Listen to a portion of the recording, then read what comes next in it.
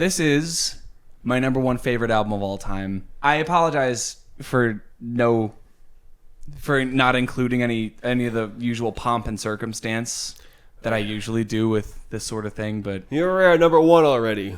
we're at number God one. damn. We've been talking about our favorite albums for over a year, and now we just got to number one. So, what's there to say? I feel like subjectively, our favorite albums, especially when we get to the top, they're only our favorites because it's so personal. It goes beyond the production of the album. It goes beyond the writing of the album. It goes beyond how much we even like the band. Because for me, I don't really listen to Relient K much past this album and a couple of other songs from their earlier catalog. But there's just something about Forget and Not Slow Down that brings me back to a specific time and place and emotion that I felt in college when I was going through my first breakup, and this album is about a breakup, and it's kind of a concept album where you can kind of get a sense of what the relationship was like through the course of the album. And so it tackles all sorts of topics and issues about getting over a relationship or getting into a relationship or fighting through a relationship. And if I say relationship one more time, you can pistol whip me. You have the right to do so. But yeah, I've already talked about what this album sort of means to me on my channel during my top 10 favorite albums video that I did last year, almost a little over a year ago. And so I want to tell about the time I drove down to Tennessee, and I was in Franklin, Tennessee, where they recorded this album. And I drove. Your favorite album was also recorded in Tennessee? Yeah. Holy shit. There's just something about. Wait. Mine wasn't. No, your second number favorite. 2 was. Yeah. So in Franklin, Tennessee, there's a recording studio called Dark Horse Recording. And I was on a little tour, Baby's first tour, last year. And while I was in Tennessee, throughout the entire tour, actually, my voice was completely gone. And I was trying to recover from having lost my voice while also having to use it to sing every night while I'm traveling from state to state. And I was by myself, so I woke up in my hotel room, and I thought, well, I have the day off today, and I'm not doing anything, so let's go to see this studio. I'm 15 minutes away from the studio where we recorded this album, or they recorded this album, Relient K, and I drove past, and it's the weirdest thing, because I don't know if I've ever driven past a major studio like that, or a studio that's recorded something that's so important to my life. But at least in Tennessee, it was on like private owned land. It was on like a private acre of land that I don't know who owned it, but the recording studio is this big fucking mansion, and it's this really nice looking house, and I guess somewhere inside they have the actual recording studio, but they have signage outside, a little overhang that says Dark Horse. They were doing construction on it too, so I was driving down this one-way path, and all these construction workers were looking at me because I had no business being there. What was I doing? And I tried to take a picture of me in front of the sign, but I was so nervous that first time that I just drove past. And I drove around, and I was like, no, I'm not gonna miss this opportunity to take a picture in front of the studio where my favorite album of all time was recorded. So I drove past again. I got out of my car. That's a big P, probably. I drove past again. I got out of my car. That's a lie. I didn't get out of my car. I stayed in my car.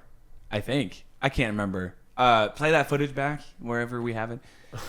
Either way, I took a photo with the sign, and I listened to that album a couple of times while I was driving around on tour. And yeah, man, it means a lot to me. Do you know where that was photographed? This is actually a painting, believe it or not. No shit. Yeah. This was done by one of the band members' dads, I think. And Damn. yeah. Bob Ross? Yeah. If you look at the trees, you can see that those are like paint strokes and like the grass down here. But it's a really good painting.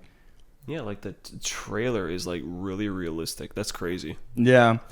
And so as soon as I found out that there was a vinyl for this, I had to buy it because not only is it a great work of art music wise, but I mean, this is literally just a paint. It's just a painting. So like you can display it. I love album artwork like that. Oh, that's so good. But my favorite song on here, and probably my favorite song of all time, is Savannah. Savannah, Savannah. That's not how it goes. It's not that one, no. It might as well. Which is the only song in this album that has an intro that's a separate track and an outro that's a separate track. So obviously they thought it was a pretty important song too. But that song I listened to for the first time isolated in high school. And it was after, I think, homecoming. I went to your homecoming. I went to Oak Forest homecoming. And the morning after, I woke up with the friends that I had gone to the dance with. And we were making coffee and making breakfast. And it was just the most relaxed that I had ever felt in my life up until that point. At least it felt like that.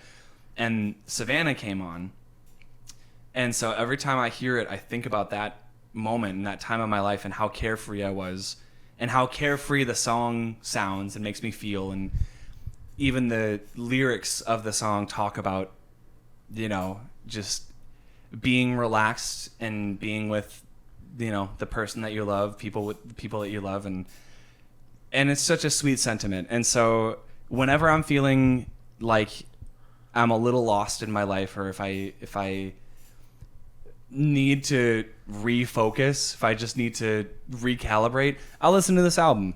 And I think that's what favorite albums of all time should do. I think that's something that we can always count on as people who consume art and media and continue to live our lives and evolve and change. We can always come back to these, you know, milestone albums that got us through tough times. And sometimes our opinions change over the course of however many years after you've listened to something for the first time.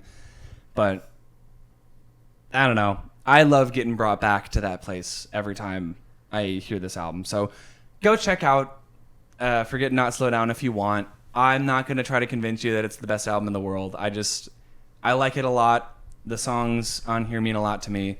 And it would mean a lot to me too if you listen to it. So Relient K, Matt, and you know, the rotating bunch of musicians that play in the band from time to time.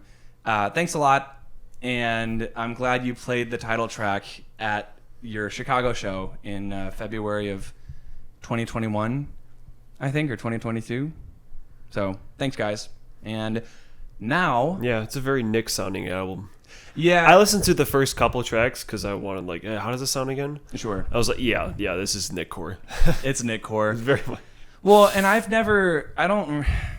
think there was one time I was like, dude, you need to listen to it. And then every time after that, I've even thought about bringing it up and having you listen to it. I'm like, I mean, what's the point? You know, it's like, it's only going to mean as much to me. So the best that I can expect from you is that, like, yeah, it's cool.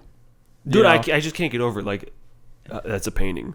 Yeah. It's like even the houses and the like posts in the background and like the shadow of the trailer. That's crazy. Yeah.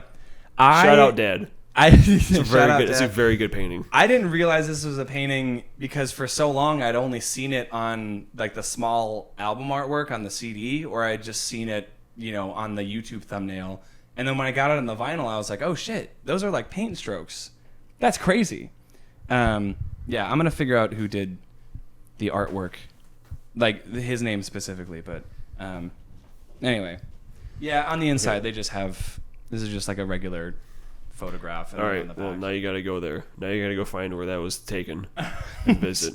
I'll figure it out. Visit the bridge. Then I'll take a photo of me on the bridge, and it's just a little shadow of me.